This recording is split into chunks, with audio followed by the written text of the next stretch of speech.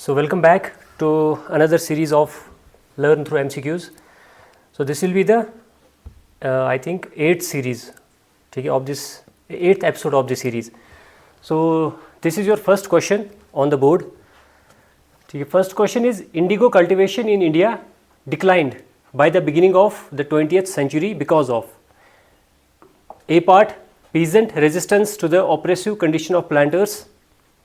B part, its unprofitability in the world market because of new inventions. C part, national leaders' opposition to the cultivation of indigo. And D part is government control over the planters. So question में ये पूछा गया है कि Indigo cultivation जो है 20th century आते आते इसका डिक्लाइन क्यों हुआ, इसका रीज़न क्या था. सो आपको इन चार में से अप्रोप्रिएट आंसर बताना है. So it's correct answer will be its B part, which is its unprofitability in the world market because of new inventions. ठीक है, सो इसको समझते हैं. देखो सी 20th सेंचुरी जब आई थी तो इंडिगो कल्टीवेशन का क्या हुआ था, इट वॉज बिकमिंग अनप्रॉफिटेबल. क्यों? बिकॉज न्यू इन्वेंशंस हुई थी वर्ल्ड में, और वो न्यू इन्वेंशंस क्या थी, that was the synthetic dyes were invented. ठीक है, सो जैसा कि आप सब लोगों को पता है कि इंडिगो जो है ये एक फ्लावर होता है और इसको हम यूज़ करते हैं फॉर डाइंग पर्पसेस. जो टेक्सटाइल जो हमारे पास शर्ट्स वगैरह होती है उसको डाई करने के लिए इंडिगो से हम कलर लेते हैं और उसको डाई करते हैं. तो 20th सेंचुरी में क्या हुआ था, सिंथेटिक डाई इन्वेंट हुई थी. ठीक है, मेनली ये कहाँ पे हुई थी invent, this was invented in Germany. अब जब सिंथेटिक डाई इन्वेंट हुई तो ऑब्वियसली क्या होगा, इंडिगो की कल्टीवेशन क्या होगी, डाउन होगी.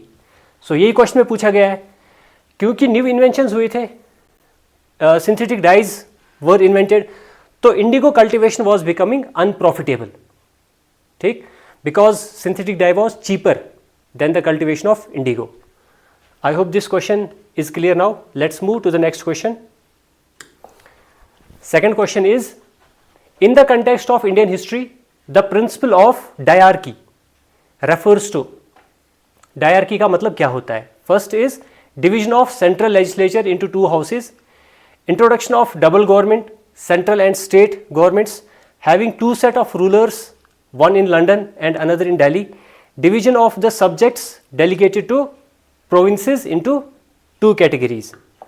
So what will be the correct answer of this question? D. Correct answer will be D. Good. So correct answer is D. अब समझते हैं कि D इसका आंसर क्यों है. देखो यहाँ पे पूछा गया है क्वेश्चन में कि डायआर्की क्या होता है. डायआर्की का मतलब होता है डबल रूल. Double rule. सो डबल रूल क्या होता है?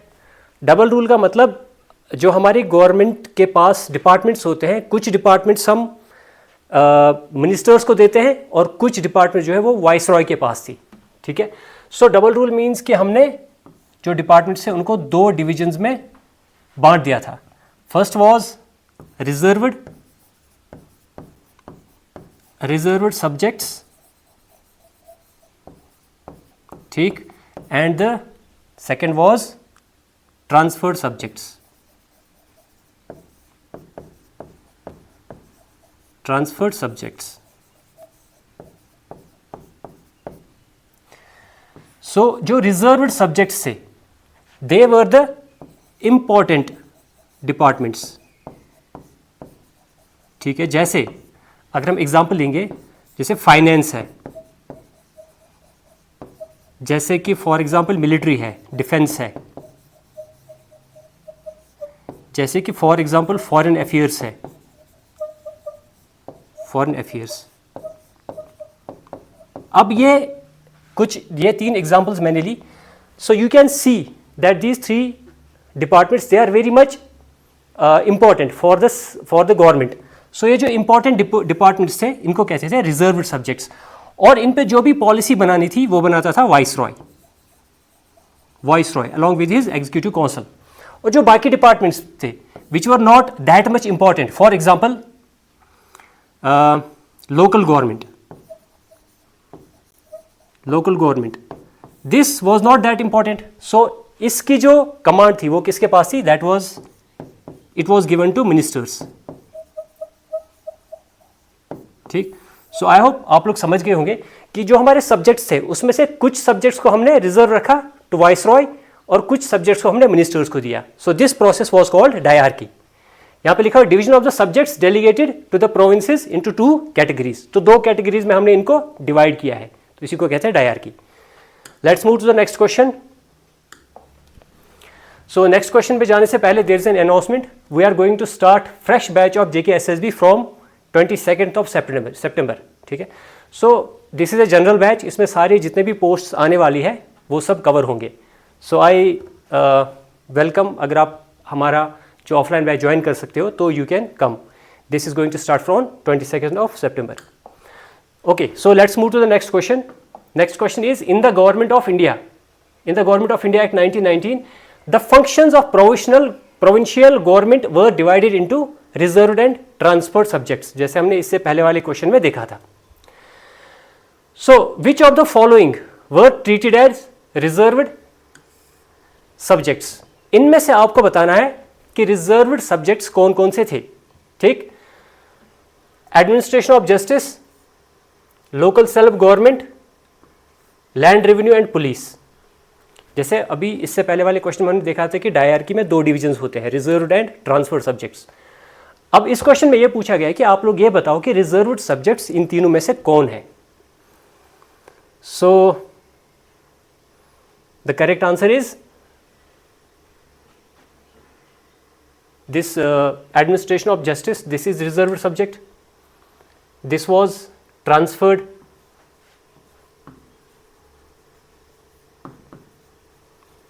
to whom? Transferred to ministers.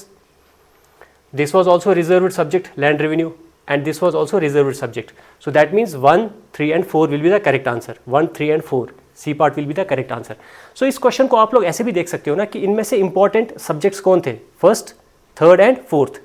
ठीक है. So they were reserved for whom? Reserved for viceroy. So let's move to the next question. Next question is by which of the following acts was the governor general of Bengal designated as governor general of India. Governor general of Bengal का nomenclature change हो गया था from governor general of Bengal to governor general of India. तो कौन से act से ये वाली चेंज हुई थी? Was it regulating act? Was it Pitt's India Act? Was it Charter Act of 1793 or was it the Charter Act of 1833? So the correct answer of this question is Charter Act of 1833. इसमें क्या हुआ था? इसमें change हुआ था इसका designation. मतलब पहले ये गवर्नर जनरल था सिर्फ किसका? बंगाल का. फिर जब ईस्ट इंडिया कंपनी ने बाकी सारे जो हमारे इंडिया के बाकी सारे पार्ट्स को उन पे जब कब्जा कर लिया, ठीक है, तो फिर इसका डेजिग्नेशन ऑटोमेटिकली चेंज हो गया from governor of Bengal to governor general of India. और वो किस एक्ट से हुआ था? Charter act of 1833. Okay, so let's move to the next question. Next question is with reference to 8 August 1942 in India, in Indian history which of the following statements is correct. With regard to this date you have to answer which of these statements is correct. पहला statement है the quit India resolution was adopted by AICC all India Congress committee. B part is the Viceroy's executive council was expanded to include more Indians. C part is the Congress ministers resigned in 7 provinces, and D part is Cripps proposed an Indian union with full dominion status once the Second World War was over. So what is the correct answer of this question? It is A part. So this is the correct answer of this question. So let us see why this is correct. देखो date दिया हुआ है 8 of August 1942. So we all know कि अगस्त में क्या हुआ था. अगस्त में एक बहुत बड़ी मूवमेंट चली थी इंडिया में, that was quit India movement. Quit India movement. Quit India movement का दूसरा नाम है अगस्त क्रांति। अगस्त क्रांति, क्रांति मीन्स रिवोल्ट, क्योंकि अगस्त में हुई तो अगस्त क्रांति। तो 8 अगस्त 1942 को क्या होता है, क्विट इंडिया रेजोल्यूशन पास होता है। कहां पे, ऑल इंडिया कांग्रेस कमेटी जब होती है तो वहां पे ये रेजोल्यूशन पास करते हैं कि हम क्विट इंडिया मूवमेंट चलाएंगे। क्विट इंडिया मूवमेंट में गांधी जी ने एक स्लोगन दिया था, do or die. So Gandhi ji said कि we shall do whatever is in our hands to get the freedom or we shall die for the pursuit of that freedom. So इसका answer क्या होगा, quit India resolution was adopted, A part. I hope this is clear. So let's move to the next question. Next question is which Governor General is associated with doctrine of lapse? बहुत easy question है. So आपको बताना है कि doctrine of lapse जो है ये किस गवर्नर जनरल ने लाया था. Was it Lord Ripon? Was it Lord Dalhousie? Was it Lord Lytton? Or was it Lord Bentinck? So correct answer is Lord Dalhousie. अब ये डॉक्ट्रिन ऑफ लैप्स क्या था? डॉक्ट्रिन ऑफ लैप्स में ये था कि अगर किसी राजा के पास, किसी किंग के पास अगर उसका कोई मेल हायर नहीं है, क्या नहीं है उसका, मेल हायर, तो उसकी जो सारी स्टेट थी उसको एनेक्स किया जाएगा. So his state will be annexed. यहां पे दो चीजें याद रखनी है. एक तो मेल है, फीमेल, अगर किसी राजा का फीमेल कोई चाइल्ड है तो उस फीमेल को ये अपनी प्रॉपर्टी, हेरिडिटी प्रॉपर्टी नहीं दे सकता है. सिर्फ किसको दे सकता है, मेल को. तो फीमेल को नहीं दे सकता. और अगर कोई अडॉप्टेड भी है, अगर ये किसी सन को अडॉप्ट कर लेता है तो इसको भी ये अपनी जागीर नहीं दे सकता. अगर इसका मेल हायर नहीं है तो इसकी स्टेट ऑटोमेटिकली क्या होगी, एनेक्स होगी. तो इस डॉक्ट्रिन ऑफ लैप्स के थ्रू कौन कौन सी स्टेट्स एनेक्स हुई थी, जैसे for example Jhansi from Lakshmibai, ठीक है, सतारा.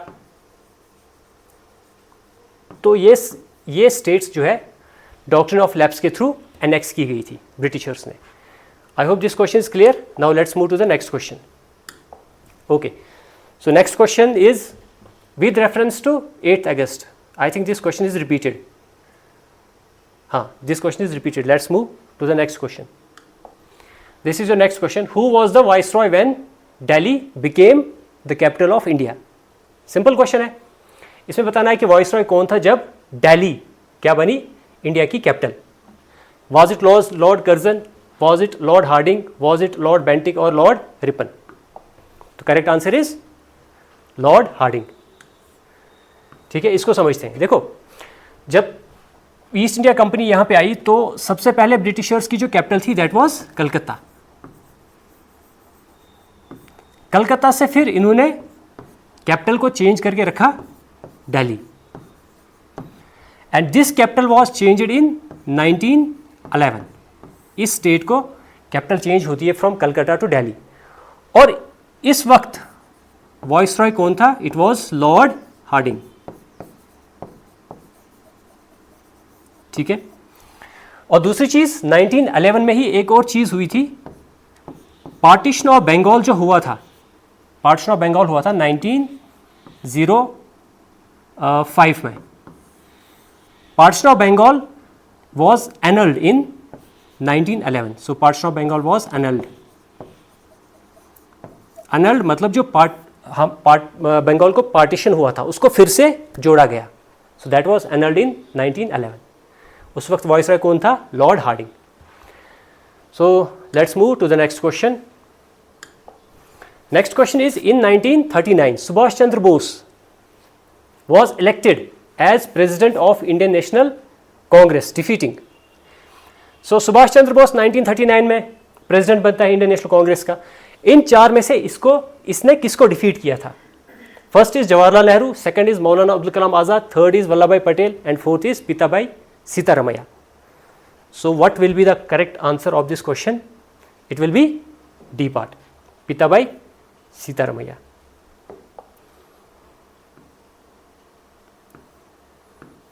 पिताबाई सीतारमैया। सो इसको समझते हैं। सो 1939 में क्या होता है, इंडियन नेशनल कांग्रेस के प्रेसिडेंटशिप के लिए दो लोग खड़े होते हैं। पहला होता है सुभाष चंद्र बोस और दूसरा होता है पिताबाई सीतारमैया। ठीक है, सो ये दो लोग खड़े हो जाते हैं for the presidentship of INC. Pitabai Sitaramayya को सपोर्ट कर रहा था मोहनदास करमचंद गांधी, जो गांधी जी थे। He was supporting this candidate Pitabai Sitaramayya. ठीक, बट जब वोटिंग हुई तो वोटिंग में इलेक्ट कौन होता है, सुभाष चंद्र बोस। जब सुभाष चंद्र बोस इलेक्ट हुआ तो महात्मा गांधी कहता है कि पिताबाई सीतारमैया की डिफीट जो है, इट इज माइन डिफीट, ये मेरी डिफीट है। ठीक, इसकी डिफीट मेरी डिफीट है। तो उसके बाद क्या होता है, उसके बाद Subhash Chandra Bose he resigned from the presidentship of INC. INC के प्रेसिडेंटशिप से ये रिजाइन करता है क्योंकि गांधी ने कहा इसकी हार मेरी हार। ठीक है, तो और ये सेशन कहाँ पे हो रहा था, this was happening in Tripuri, और इसी को कहते हैं त्रिपुरी क्राइसिस। क्या कहते हैं इसको, Tripuri crisis. So I hope this question is now clear to you. Let's move to the next question. So question is who gave the title of Sardar to Vallabh भाई पटेल। हम कहते हैं ना सरदार वल्लभ भाई पटेल, तो वल्लभ भाई पटेल को सरदार का टाइटल दिया किसने था? पहला है महात्मा गांधी, दूसरा है Vinoba Bhave, third is women's of Bardoli and fourth is peasants of Gujarat. Pretty easy question. Answer of this question will be Mahatma Gandhi. तो सरदार का टाइटल वल्लभ भाई पटेल को कौन देता है? महात्मा गांधी। तो इसको थोड़ा सा समझते हैं। सी, सरदार वल्लभ भाई पटेल ने एक सत्याग्रह किया था, उसको कहते हैं Bardoli Satyagraha. Bardoli Satyagraha, he was the main leader of this Satyagraha. तो यहाँ पे बरदोली सत्याग्रह के दौरान महात्मा गांधी सरदार वल्लभ भाई पटेल को टाइटल देता है सरदार का। और दूसरी चीज़, सरदार वल्लभ भाई पटेल को हम कहते हैं iron man of India. Iron man of India. Iron man of India क्यों कहते हैं? क्योंकि at the time of our independence, our country that is India, it was divided into almost 563 states, princely states.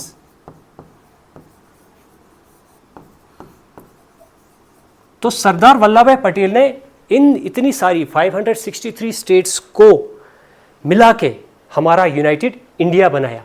तो इसीलिए इसको कहते हैं Sardar iron man of India. So I hope this question is now clear. Let's move to the next question. So these were the 10 questions which we had discussed. I hope कि आप लोगों ने maximum questions के correct answer दिए होंगे। See you in the next episode of this series. Thank you.